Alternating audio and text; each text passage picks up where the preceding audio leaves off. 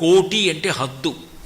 చిట్ట చివర ఎంత వరకు ఇవ్వవచ్చో, ఇక ఇవ్వడానికి ఆ తర్వాత ఏది ఉండని స్థితి ఎక్కడుంటుందో అక్కడ వరకు ఇవ్వగలిగినటువంటి దేవతాస్వరూపాలు, వాటిని పరబ్రహ్మస్వరూపిణి అంటారు. అటువంటి రూపాలలో దుర్గమ్మ ఒకతే. అందుకే దుర్గమ్మని కీర్తిస్తూ పోతనగారు భాగవత రచన ప్రారంభంలోనే ఒక మాట అంటారు.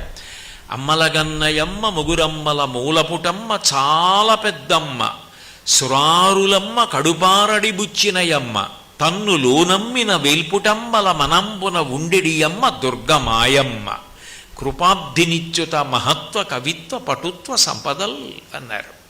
కోట్ల జన్మలలో ఎక్కడో ఈశ్వరోపాసన చెయ్యగా చెయ్యగా చెయ్యగా అది ఏదో ఒక జన్మలో పండుతుంది.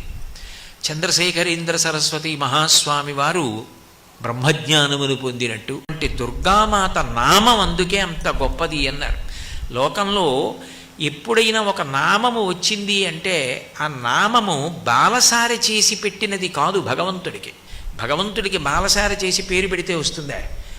ఆయనకి సహస్రనామాలు ఉంటాయి, 108 నామాలు ఉంటాయి. మధ్యలో 300, 475, 576 ఉండవు.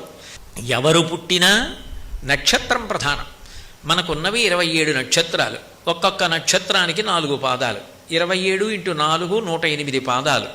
108 పాదములలో పుట్టినటువంటి 2 కాళ్ళున్న ప్రాణులు, 4 కాళ్ళున్న ప్రాణులు అన్నీ సుఖ సంతోషములతో ఉండాలి. శం ద్విపదే, శం చతుష్పదే, అది వేదహృదయం. అన్నీ బాగుండాలి. అన్నీ బాగుండాలంటే 108 నామాలతో కీర్తిస్తారు.